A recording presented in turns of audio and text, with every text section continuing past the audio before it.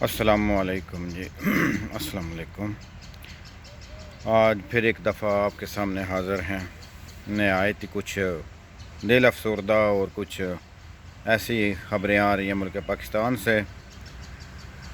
گزشتہ کئی دنوں سے خبریں چل رہی ہیں، بڑے واقعات ہوئے ہیں، لیکن ان پر بات کرنے کا جی نہیں چاہا۔ ان میں سب سے پہلے جو انہوں نے سازش کی تھی مدینہ منورہ میں، یہ اس دن ہی یعنی کہ شک پڑ گیا تھا کہ یہ عمران خان ایسی باتیں نہیں کر سکتا، اور میرا خیال ہے کوئی بھی جو سمجھدار بندہ ہے وہ ایسے کام نہیں کر سکتا۔ جو دین سے جتنا دور ہوگا وہی یہ کام کراتے ہیں، اور انہوں نے یہ کام کیا ہے۔ سازش جو بنائی تھی وہ سب سامنے آ گئی ہے، یعنی کہ آپ نے بندے امپورٹ کر کے انہوں نے وہاں بھیجے تھے، اور پھر ان کے بندے پکڑے گئے ہیں اور ان کو ضمانت کے لیے آگے پیچھے بھاگ رہی ہیں۔ اس کے بعد آج عمران خان نے جہلم میں جلسہ کیا ہے، تو اس نے واشگاف الفاظ میں کہا ہے کہ یہ لوگ میر جعفر اور میر صادق کا کردار ادا کرتے ہیں۔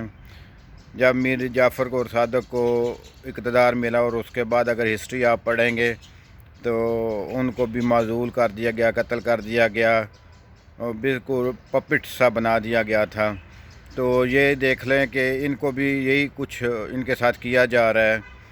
ادارے جو ہے وہ ہمارے ٹھیک ہیں، آپ عوام سے یہ التماس ہے کہ خاص کر کے جو بیرون ملک میں رہتے ہیں ہم لوگ، ہمیں اپنے گھر والوں بھی اس بات پر کال کرنا چاہیے کہ جو امپورٹڈ حکومت ہے یا اس طرح کے جو لوگ ہیں، یہ ملک کی خاطر نہیں آتے، صرف اپنے بینک بیلنس اور اپنی جائیداد کے لیے آتے ہیں، اپنے اثر و رسوخ بڑھانے کے لیے آتے ہیں۔ آپ اپنے علاقے میں اپنے ارد و گرد جو بھی M N A M P A بنے، اس کی ریپوٹیشن دیکھ لیا کریں کہ ہم اس کو ووٹ تو دے رہے ہیں، یہ اس کی ریپوٹیشن کیسی ہے، اس کا کردار معاشرے میں کیسا ہے۔ بے شک وہ جیتے یا نہ جیتے یہ چیز نہیں میٹر کرتی، کیونکہ کل دیکھیں گے آپ کہ وہی بندہ جس کو آپ نے ووٹ دیا ہار گیا ہے، لیکن اس کو ایک امید ہو جائے گی، ایک آپ نے جو اپنا کردار ادا کرنا تھا وہ ہو جائے گا۔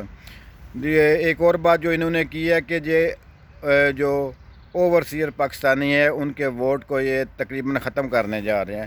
میں آپ سے ایک بات کرنا چاہتا ہوں، آپ ذرا اس پہ سوچنا کہ کم و بیش کہتے ہیں جی 90 لاکھ جو پاکستانی ہیں وہ باہر کام کر رہے ہیں۔ میرا خیال ہے 90 سے یہ زیادہ ہیں، 90 نہیں ہیں، کم از کم 1 کروڑ سے ابو کر جاتے ہیں۔ اب دیکھیں کہ ہم لوگ جو باہر کام کر رہے ہیں، ایک ایک فرد بھی لگا لیں کہ تو ہم 1 کروڑ خاندان کی کفالت کر رہے ہیں، ہم ان کو پال رہے ہیں۔ تو یعنی کہ ہم اتنی سختیاں اور اپنے وطن سے دور بھی ہوتے ہیں، اور ہمیں وطن کی پل پل کی خبر جو ہوتی ہے وہ چاہیے ہوتی ہے، اور اس سے ہم جڑے ہوتے ہیں۔ میرا خیال ہے جتنے بھی پاکستان میں رہتے ہیں ٹھیک ہے وہ وہاں پہ رہتے ہیں، لیکن جو ایک پردیسی بندہ ہوتا ہے اس کی وطن سے اٹیچمنٹ، اس کی محبت وہ جو وہاں پہ مقامی ہوتا ہے ان سے زیادہ ہماری ہوتی ہے۔ ان کی کم نہیں ہوتی، لیکن ہمیں درد زیادہ محسوس ہوتا ہے۔ ہمیں کوئی پاکستان میں بیمار بندہ بھی پڑ جائے، اس کی خبر مل جائے تو ہم اس کے لیے دعا کرنا چاہتے ہیں۔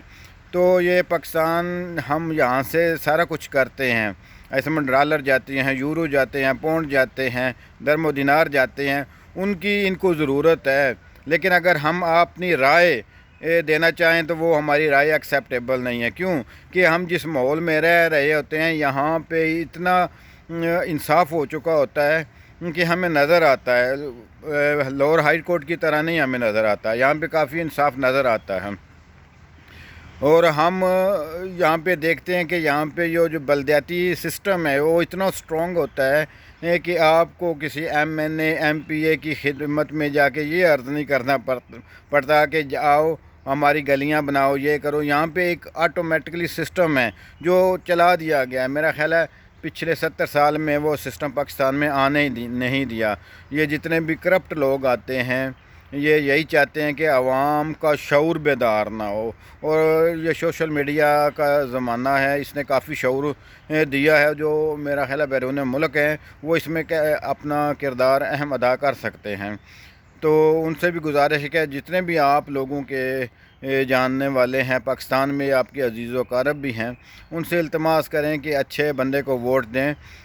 یہ دیکھو اب نا کابینہ وہ مکمل طور پر پاکستان سے لندن جا کے اجلاس کر رہی ہے۔ یہ کیا کہنا چاہتے ہیں؟ یہ یہی کہنا چاہتے ہیں کہ ہم آپ پر وائسرائے کی طرح حکومت تو کریں گے، لیکن ہم آپ لوگوں کو جواب دہ نہیں ہیں۔ ہم جہاں چاہیں اپنا میٹنگ کر سکتے ہیں، جہاں چاہے جا سکتے ہیں۔ آپ خود سوچیں کہ جتنے بندے بھی 12-14 جا رہے ہیں یو کے میں، یہ کس لیے جا رہے ہیں؟ ملک ہمارا پاکستان ہے، یو کے ہمارا ملک نہیں ہے، ایسا اور یو کے میں جب جائیں گے وہ جو اخراجات اٹھیں گے وہ کہاں سے ادا کیے جائیں گے؟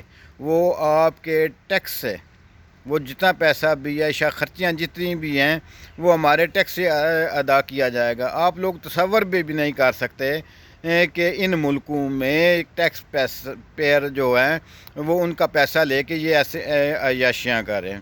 یہ جیسے جا رہے ہیں جیسے یہ اپنی جیب سے خرچہ کر رہے ہیں۔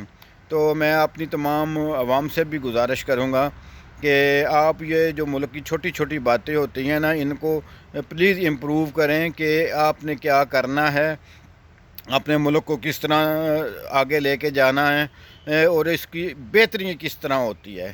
یہ چھوٹی چھوٹی باتیں جو ہیں قبول کریں اور ان کو آگے بڑھانا چاہیے۔ ملک پاکستان کو جو ہماری عدالتیں ہیں، ہماری بیوروکریسی ہے، ان میں تقریباً بہت اچھے آدمی ہیں۔ میں کہیں ایک بندے کو جانتا تھا کہ جب میں پاکستان میں تھا وہ پولیس میں تھا، یقین کرو اتنا ناش بندہ تھا نا کہ کبھی اس نے کبھی سوچا بھی نہیں تھا کرپشن کی طرف۔ تو ہماری یہ نہیں کہ پاکستان کے 22 کروڑ عوام جو ہیں وہ سارے برے ہیں، نہیں نہیں نہیں نہیں، یہ چند ٹولہ ایسا ہے کہ جو ہم پر مسلط ہو گیا، ہم نے خود اس کو کیا ہے۔ جب ہم کسی گندے بندے کو یا کریکٹر لیس بندے کو انتخاب کریں گے، اس کو اپنا یعنی کہ لیڈر بنائیں گے، اس کو اپنا پنچایت کا بندہ بنائیں گے، تو چور ڈاکو تو کبھی بھی نہیں چاہیں گے نا کہ وہ آپ کے ساتھ انصاف کرے۔ وہ تو ایسا انصاف کریں گے نا جیسا ان کو چاہیے۔ وہ تو نہیں چاہیے کہ آپ کو شعور آئے۔ آپ کو شعور آ جائے گا تو آپ کیا کریں گے؟ آپ انصاف کے ساتھ معاملات کو سیٹل کرنے کی کوشش کریں گے۔ اور یہ لوگ جتنے بھی کریکٹر لیس بندے ہیں، جن کا کردار آپ لوگوں کو اپنے حلقے میں اچھا نہیں لگتا، تو کوشش کریں کہ آپ ان کو ریجیکٹ کریں اور ملک کو آپ لوگوں نے سنوارنا ہے۔ پچھلے میرا خیال 50 سال سے میں سن رہا ہوں کہ ملک میں مہنگائی ہو رہی ہے، خزانہ خالی ہے۔ جو بھی حکومت آتی ہے وہ یہی پیٹتی ہے کہ خزانہ خالی ہو۔ آخر ان سے یہ پوچھا جائے خزانہ خالی کیا کس نے ہے؟ ایسا سمجھ وہ کہتے ہیں کہ جی ہمیں خزانہ خالی ملا ہے۔ پچھلے سال آپ تھے، اس سے پچھلے سال آپ تھے، ہر دفعہ خزانہ خالی ہوتا ہے، کیونکہ یہ خزانہ کو خالی کرنے کے لیے تو آتے ہیں اور خزانہ خالی کر کے چلے جاتے ہیں، پھر ہمارے سروں پر قرضہ لے لیتے ہیں۔ کبھی کسی زمانے میں 25-26 ہزار ایک بندے پہ قرض تھا، میرا خیال ہے 2-2.5 لاکھ سے زیادہ فی بندہ مقروض ہو چکا ہے۔ ہماری آنے والی نسلوں کو یہ لوگ مقروض کرتے ہیں، ملک سے بھاگ جاتے ہیں، یو کے میں جا کے وہ اپنی کیبنٹ اجلاس کرتے ہیں، کبھی دبئی میں کیبنٹ اجلاس ہو رہے ہوتے ہیں۔ تو ملک پاکستان یہ ان لوگوں نے ایک یعنی کہ جزیرہ بنایا ہو، جاؤ وہاں سے پیسہ اکٹھا کرو، پھر واپس آ جاؤ اور یہاں پہ آ کے عیاشیاں کرو۔ تو ہمارے ادارے جو ہے ان کو بھی سوچنا چاہیے کہ آپ لوگ خود اس چیز کے جو بھی آپ اعمال کر رہے ہیں ان کا جواب دیں، آپ نے خود ہونا ہے۔ اب لاہور ہائی کورٹ میں انہوں نے دیکھ لو کیا پچھلے دنوں کیا تھا کہ مریم کا جو کیس ہے وہ کوئی بندہ بھی سننے کو تیار نہیں تھا، کوئی بندہ بھی اپنے کندھے پہ اس کا بوجھ اٹھانے کے لیے تیار نہیں تھا۔ تو خدا را آپ لوگوں سے یہی التماس ہے، ہمارے ادارے بہت اچھے ادارے ہیں، ہماری آرمی ویل ڈن۔ میں اپنی آرمی سے اتنا پیار کرتا ہوں کہ میرے والد صاحب بھی، میرے بھائی بھی، یہ سب آرمی میں رہے ہیں۔ تو میں آرمی کبھی بھی ہماری جو اگر آرمی نہ ہوتی تو آج سوڈان بن چکا ہوتا، آج سیریا بن چکا ہوتا، شام بن چکا ہوتا ہے، عراق بن چکا ہوتا، لیبیا بن چکا۔ آپ سوچ بھی نہیں سکتے کہ یہ چاہتے ہیں کہ آپ آرمی سے دور ہو جائیں۔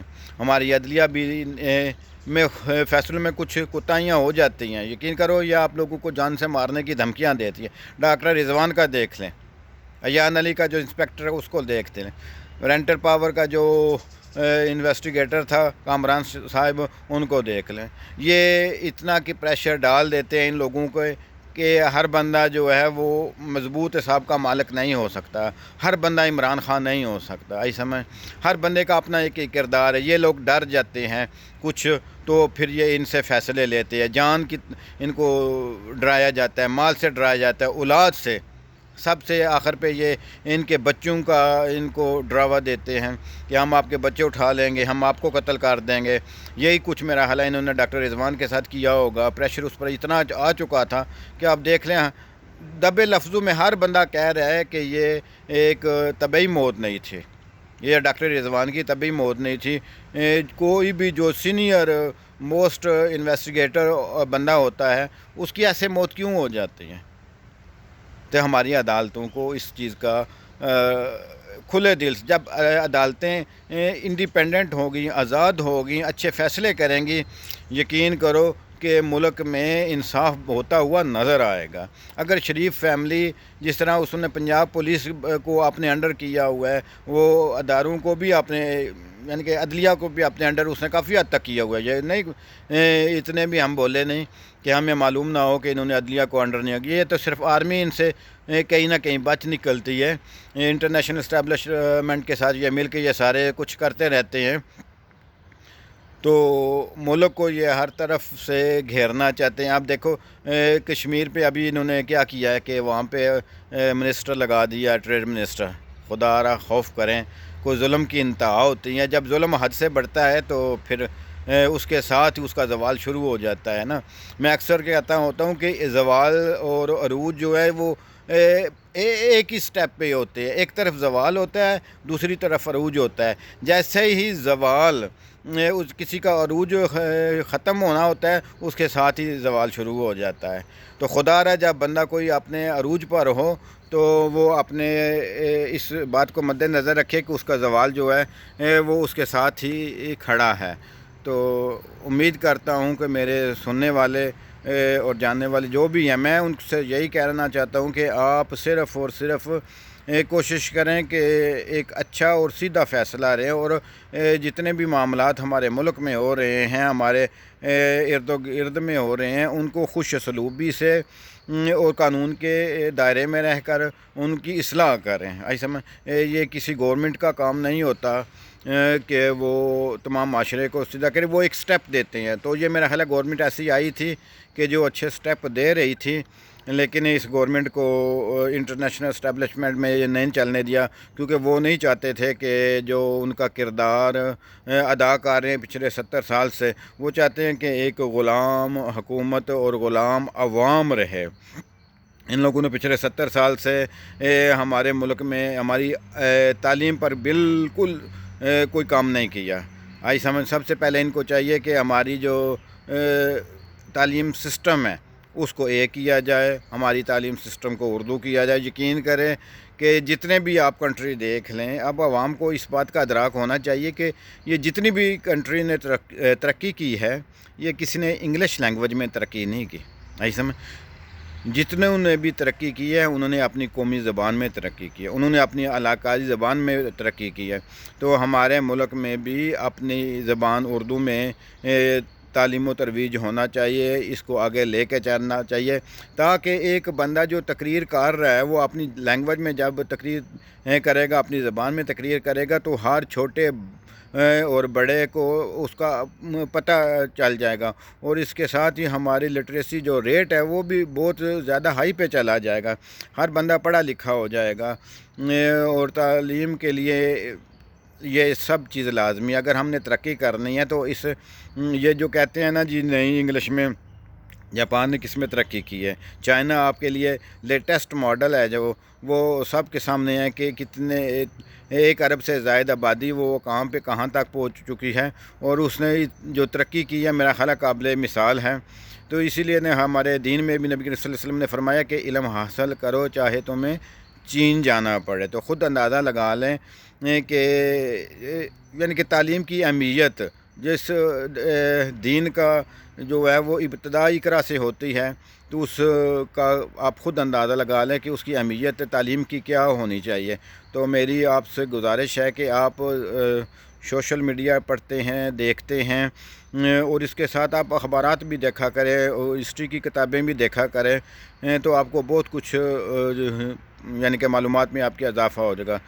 میرا خیال ہے کافی دنوں کے بعد ویڈیو بنا رہا ہوں، لمبی بھی ہو رہی ہے، تو آپ لوگوں سے ایک ہی گزارش ہے کہ اپنے ارد و گرد میں صفائی کا بھی خاص خیال رکھیں اور اپنا کردار کو مثبت انداز میں گزاریں، کیونکہ زندگی کے صرف 4 دن ہیں۔ تو اللہ تبارک و تعالیٰ آپ کو جہاں کہیں میاں خوش و خرم رکھے۔ اللہ حافظ۔